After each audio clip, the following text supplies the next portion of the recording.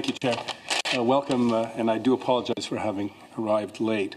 And so if the question's been asked, please, I won't be offended if you say asked and answered.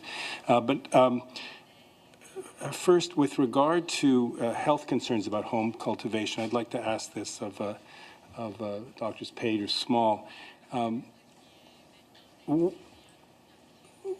Is there a health risk for, say, a child consuming the buds or flowers of a plant at home?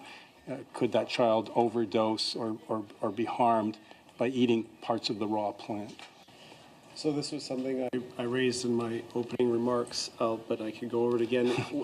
It's a sort of a chemistry issue where the plant is actually making an inactive precursor of THC. It's making THC acid, which doesn't bind cannabinoid receptors and doesn't have the same ability to make you high or intoxicate.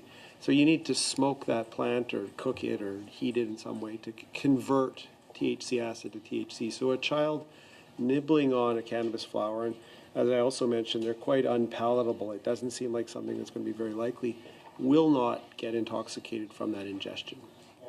With regard to home cultivation, perhaps I could ask this generally. We're a big country with sparse populations. If you live in the north, it's very expensive to buy anything. And we heard testimony by Senator Patterson before the Aboriginal People's Committee that up in Nunavut, dozens of communities, he's finding people paying over $50, sometimes $100 per gram, whereas we expect the street price in Ottawa or elsewhere legally to be 10 or less per gram. So do you see home cultivation as a remedy for people in rural and remote areas to have access to reasonably affordable regulated cannabis?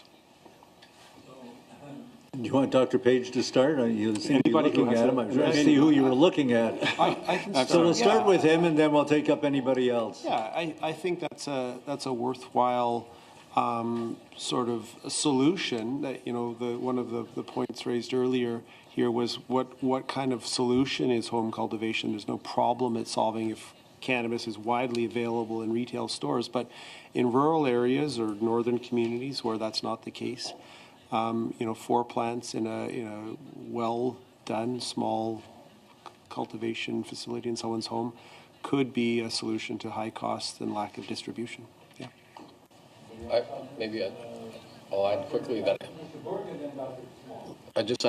that I think it's another argument for having regulation before you make this legal, because there may well be instances where, as a priority, you would want certain people because of access problems. And I take the point that it's more expensive to ship things to the north, but it's also true that governments are going to supply these markets, and they're going to do that through Canada Post or some other way, and there may be ways that they can do that affordably.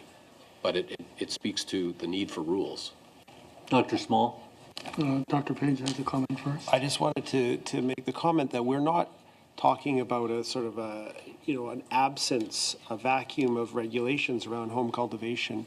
The federal act provides the 4-plant cultivation, but the provinces are already enacting their own legislation. So Quebec has actually said no home cultivation, full stop. And Alberta has said cultivation only inside the home, no outdoor. And BC, just as last week, put legislation, it's not passed yet, but it would have significant fines for backyard plants that were visible from the street or from public areas. So it's not like we're talking about just a free-for-all in this case. Please. In some northern communities, the very long light regime in the summer could be an advantage to growing certain strains. On the other hand, for the rest of the year, your heating costs would be probably prohibitive. Okay. Thank you very much. Well, let's